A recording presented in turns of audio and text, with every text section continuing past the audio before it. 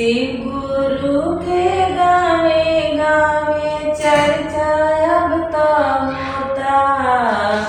शिव गुरु के गावे गावे चर्चा अब तो होता।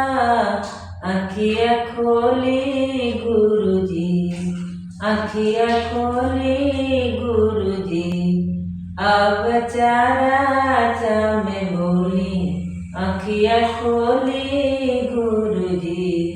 शिव गुरु के चर्चा अब तो गावे गावे होता। शिव गुरु के चर्चा अब तो गावे गावे होता।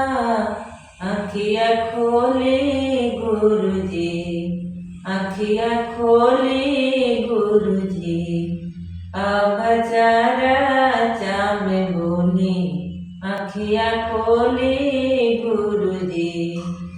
सबका के महल अटारी रौरा के पहाड़ी। सबका के महल अटारी रौरा के पहाड़ी। सब परिवार लेके रौरा अब काहे भी जतानी। सबका के महल अटारी रौरा के पहाड़ी। सब परिवार लेके रौरा अब काहे भी जतानी।